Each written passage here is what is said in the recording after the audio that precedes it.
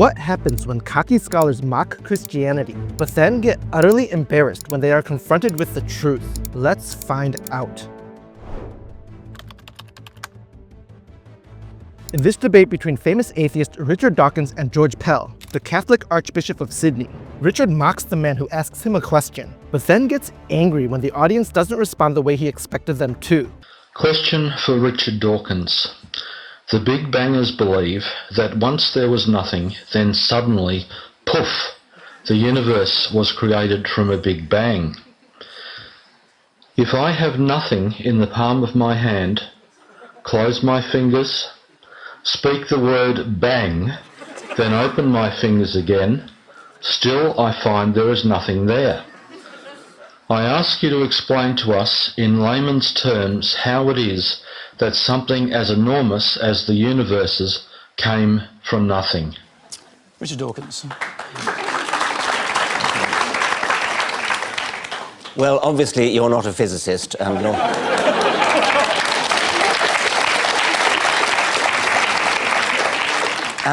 nor am I, and I am delighted to say that during my time in Australia I shall be having a number of conversations, public conversations with my colleague Lawrence Krauss, including one in the Sydney Opera House later, I think it's next week. And he's written a book on exactly that topic of how you can get something from nothing, and I shall be questioning him about that. Of course it's counterintuitive that you can get something from nothing. Of course common sense doesn't allow you to get something from nothing. That's why it's interesting. It's got to be interesting in order to give rise to the universe at all. Something pretty mysterious had to give rise to the origin of the universe. Now, if you want to replace a physical explanation by an intelligent God, that's an even worse explanation. It's an even more difficult explanation. What scientists are trying to do is to explain how you can get not just something, but the immense complexity of the world, of the universe, and of life. And science is making a pretty good fist of doing that. Life is now completely solved, barring the details. That was Darwin's contribution and Darwin's successors. Physicists are still working on the origin of the cosmos. Among them is Lawrence Krauss, whom I shall be talking to next week. Now, it is very mysterious how the universe came into being. It's a deeply mysterious and interesting question. And can I just interrupt? It's an old question, a very old question. Thomas Aquinas in the 13th century was asking this same question. He said there must have been a time when no physical things existed, but something can't come from nothing. That was his view. It's just been repeated by us. Something can come from nothing, and that's what physicists are now telling us. I could give you, you asked me to give you a layman's interpretation. It would be a very, very layman's interpretation. When you have matter and antimatter and you put them together, they cancel each other out and give rise to nothing. What Lawrence Krauss is now suggesting is that if you start with nothing, the process can go into reverse and produce matter and antimatter. The theory is still being worked out. It's a very difficult theory, mathematical theory. I'm not qualified to answer the question, but what I am sure about is that it most certainly is not solved by postulating an intelligence, a creative intelligence, who raises even bigger questions of his own existence. That certainly is not going to be the answer, whatever else is. George Pell. Thank you. The trouble, well, there are many troubles with Richard's teachings, but a fundamental one is that he dumbs down God and he soups up nothing. He continually talks as though God is some sort of upmarket figure within space and time.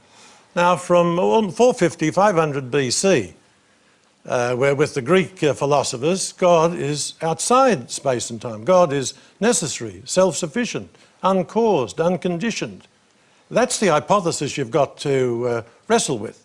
The second thing is that Krauss says nothing about the Big Bang coming out of nothing. Admittedly, he comes clean on about 6 pages from the end of his book, and I don't know whether Richard has read it that far because he gave it a foreword. What he says is what Richard is describing as nothing is a sort of a mixture of particles and perhaps a vacuum with electromagnetic forces working on it. That's what Krauss is talking about under the heading of nothing. And there's a very good review of this in the New York Times, not a pro-religious paper at all, where Krauss is absolutely denied and demolished, although especially by his supporters claiming that he says things come out of nothing. He doesn't say that. It's a matter, you can quickly respond to that. You can dispute exactly what's meant by nothing, but whatever it is, it's very, very simple. And why is that funny? Well, I think it's a bit funny to be trying to define nothing.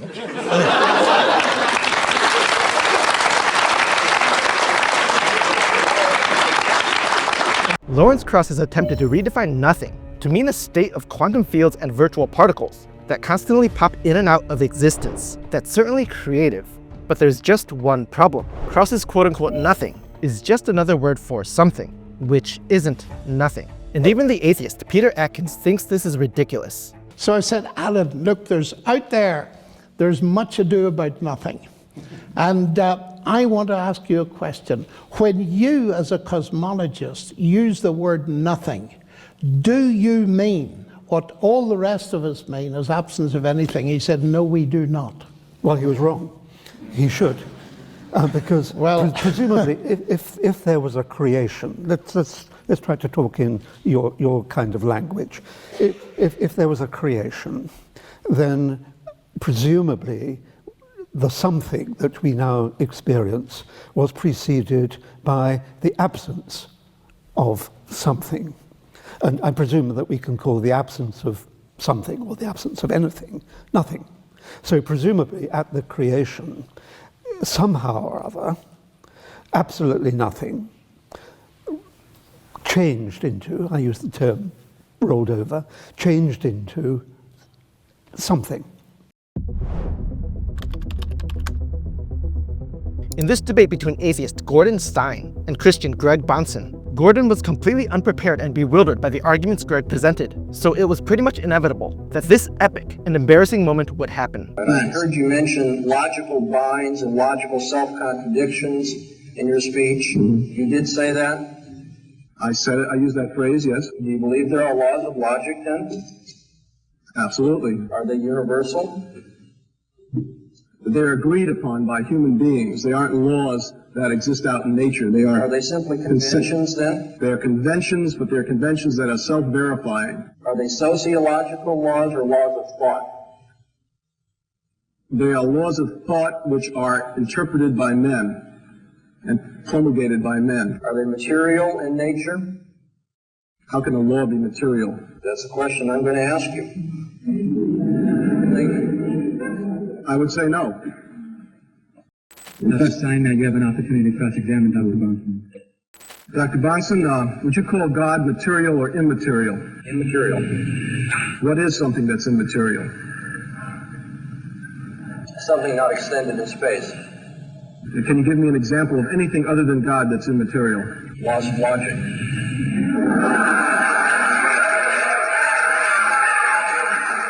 Can I ask that you hold that down?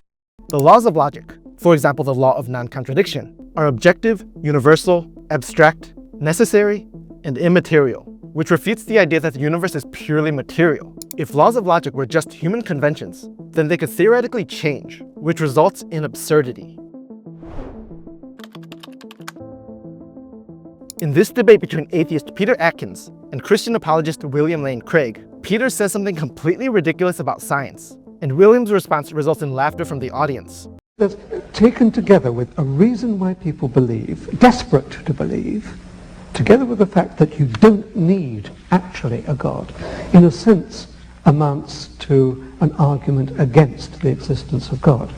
Well, I guess I don't see that. I mean, why doesn't that commit the genetic fallacy of trying to say that by explaining how a belief originates, you thereby show the belief to be false? Even if it were true that belief in the existence of God were the product of fear and anxiety and so forth, which I don't for a minute admit, but even if it were, that's simply a genetic fallacy to say that because that's the way the belief originates, that therefore the belief is false. But that's only one half of the argument. I'm not saying that that alone is adequate, and I'm not saying that the fact that science can account for everything alone is also adequate. But taken together, the fact that science is omnipotent, and the fact that I can understand why people like you desperately want to believe in God. That is an argument against the existence of God. But two fallacious arguments put together don't make a sound argument, right? They are, but do you deny that science cannot account for everything? Yes, I do deny that science. So what can't it account for? Well, had you brought that up in the debate, I had a number of examples that I was going to give. I think there are a good number of things that cannot be scientifically proven, but that we're all rational to accept. Let me list 5. Logical and mathematical truths cannot be proven by science. Science presupposes logic and math, so that to try to prove them by science would be arguing in a circle. Metaphysical truths, like there are other minds other than my own, or that the external world is real, or that the past was not created 5 minutes ago with an appearance of age, are rational beliefs that cannot be scientifically proven. Ethical beliefs about statements of value are not accessible by the scientific method. You can't show by science whether the Nazi scientists in the camps did anything evil as opposed to the scientists in Western democracies. Aesthetic judgments, number 4, cannot be accessed by the scientific method because the beautiful, like the good, cannot be scientifically proven.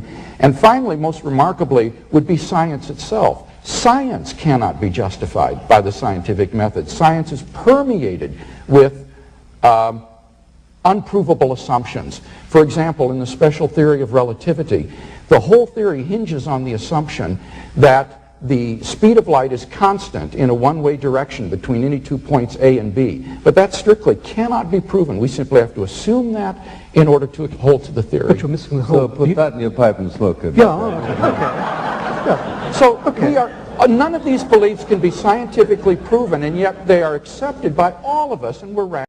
Peter really thinks that science is omnipotent, and that it can account for everything, which sounds more like a cultist talking than a real scientist. But William points out the obvious fact that science can't account for things like logic, mathematics, ethics, aesthetics, and even the foundational assumptions of science itself. Okay, I know this one seems weird. It's Steve Harvey versus Joy Behar from The View. There are some serious problems with Steve's version of Christianity, but what Steve says here is spot on and made the audience laugh. And I actually really enjoyed seeing him argue against Joy Behar on this.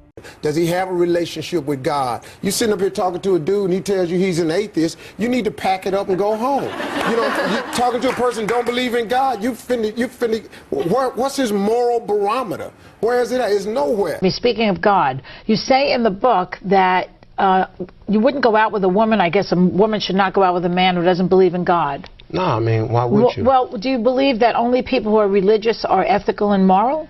No, I just believe if you don't believe in God, then where's your moral barometer? That's just me talking. You can believe what you want to believe, but if you're an atheist, you're basing your goodness and morality on what? I mean, but what is an atheist? I don't really get into that. You know, when I've talked to people all the time, I'm an atheist. I just walk away. I don't know what to say to you. You know, well, an atheist is someone who doesn't quite believe that there is somebody out there, some God out there. Well, then to me, you're an idiot. Okay, well... So I'm cool with that. I'm just probably not the right politically correct thing to say. But if you don't believe in God, I mean, really, you got to have an explanation for this. You just can't tell me this spun out of a gastrous ball. Yeah. And then all of a sudden, then we were evolved from monkeys. Why we still got monkeys? It's too much open here. I just believe that. And if you don't believe that, then I don't like talking to you. I say... Joy Behar disagrees with Steve Harvey saying that there are serious problems with marrying atheists because they don't have any real moral standard. That doesn't mean atheists can't live externally moral lives. It just means that their fundamental view of the world is completely at odds with the Christian view of the world. In this debate between atheist Peter Atkins and Christian John Lennox, Peter can't contain his scorn towards Christians, and when Peter is challenged about his own arrogance and Peter doubles down, the audience laughs at Peter's response. Do you have any advice for this long-standing atheist who says he's feeling suddenly torn?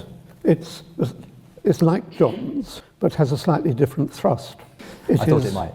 It is to hang on to his commitment, but it's to hang on to his commitment to rationality. Oh, I would want him to hang on to his commitment to rationality, of course, too. You can't be rational and a Christian. Right.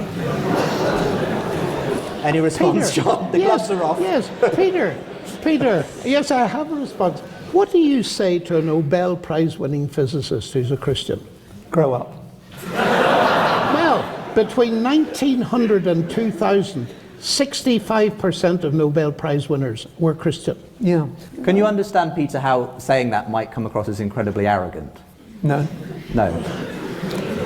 Let's go to another question.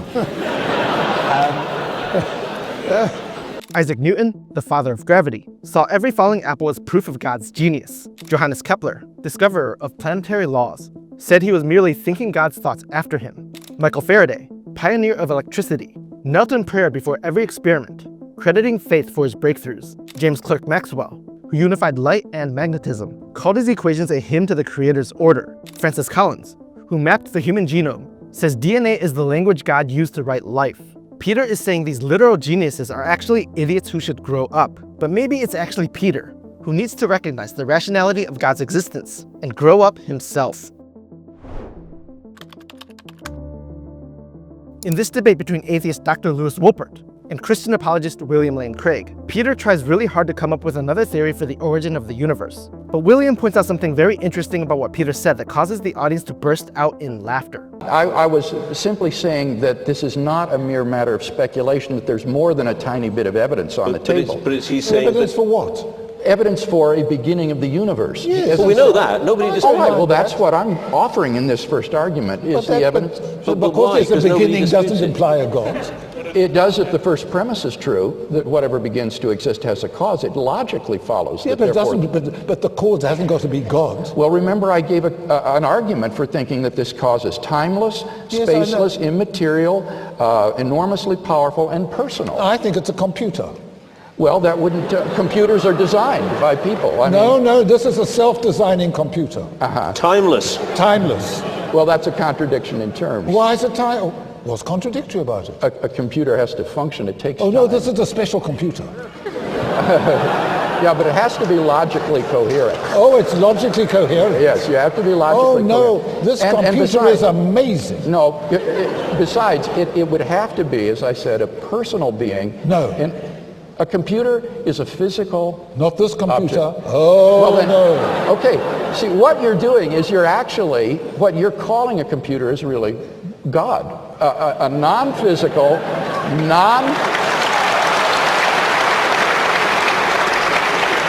It's just another word if you rob it of all the attributes that make it a computer.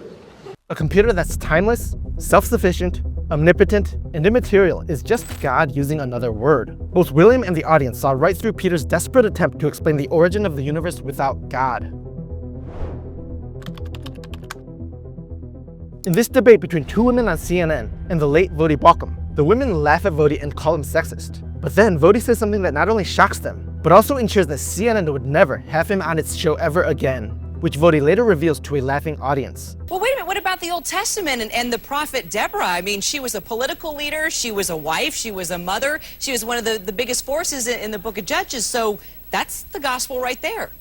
She certainly was. And the fact that something happened doesn't mean that it's normative for the church. In Isaiah chapter 3, for example, one of the signs that a culture is under judgment is that women are in leadership in their nations. So Deborah was actually a sign that things were very bad in Israel, not a norm for the church. Margaret, I'm curious to see what you think about this and what the Reverend's saying.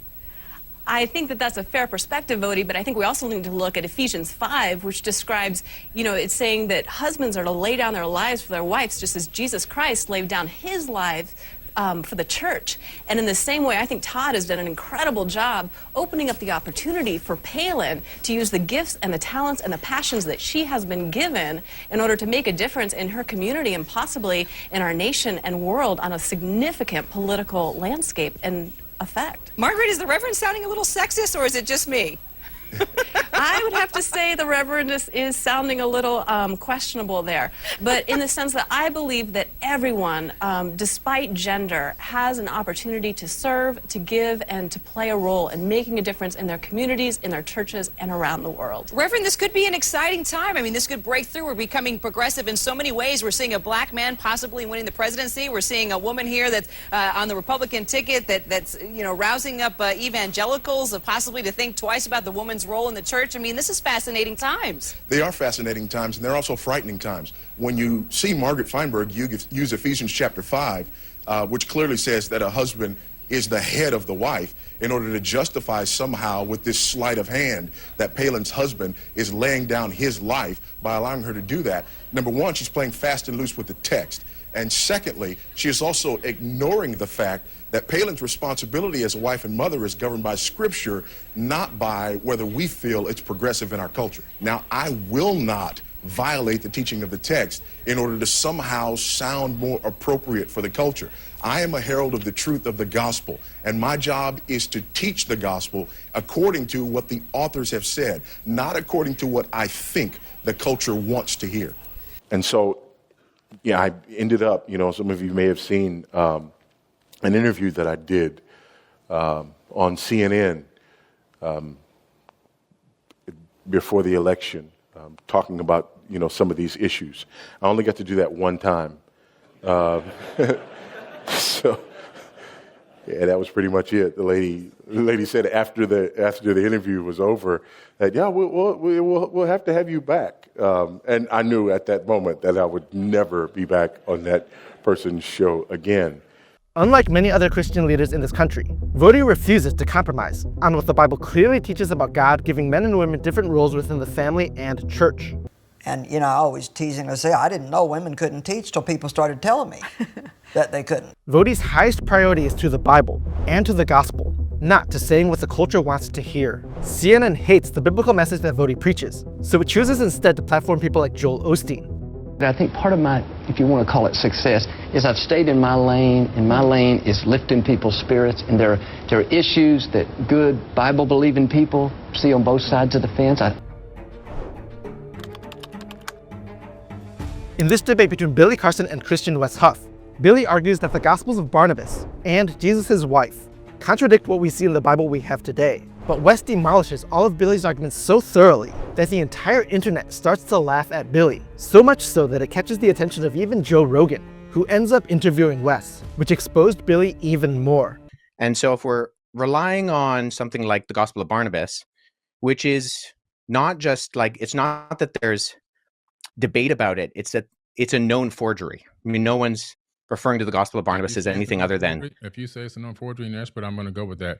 Let's talk about the Old Testament a little bit and leading up into the New. Well, hold on, because do you mind if I address the Gospel of Jesus' wife?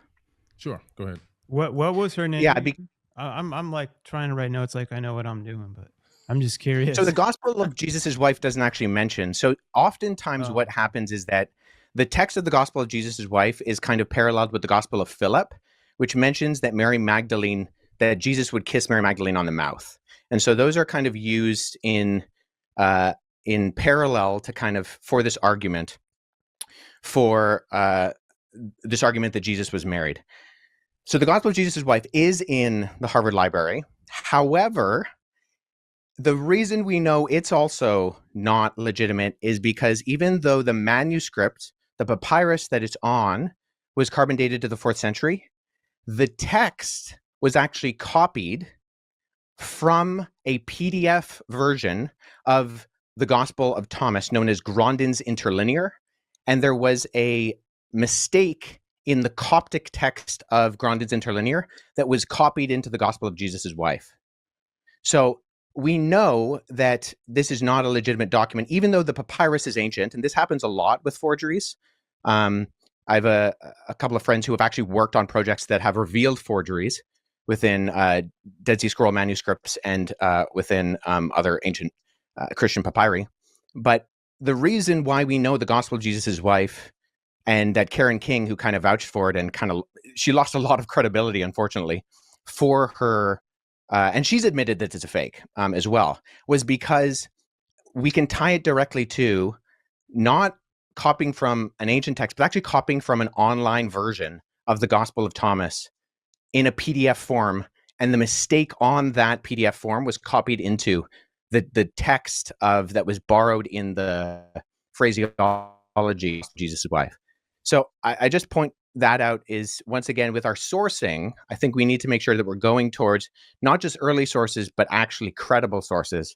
And unfortunately, neither the Gospel of Barnabas nor the Gospel of Jesus' wife are credible sources in terms of actually, and agreed upon by not just the vast majority of scholarship, but I don't know anybody in the field of papyrology, paleography, historiography, who actually refers to these documents as being legitimate. That's fair enough. I can respect that. So let's go into the Old Testament a little bit. Both the Gospel of Barnabas and the Gospel of Jesus' wife are obvious forgeries, which Billy would have known if he cared to do even the slightest bit of research. The Gospel of Barnabas quotes medieval Italian proverbs, mentions wooden wine casks unknown in Jesus' time, and denies that Jesus is the Messiah, which contradicts the entire New Testament. The Gospel of Jesus' wife is a Coptic text that copies a typo from a modern online PDF of the Gospel of Thomas, proving the writer used a 21st century digital source, rather than an ancient manuscript. Walter Fritz, the owner of the papyrus and a former Egyptology student, effectively confessed to forging it in a 2016 Atlantic article, where he admitted to creating the text using modern materials and techniques while claiming it as an ancient artifact.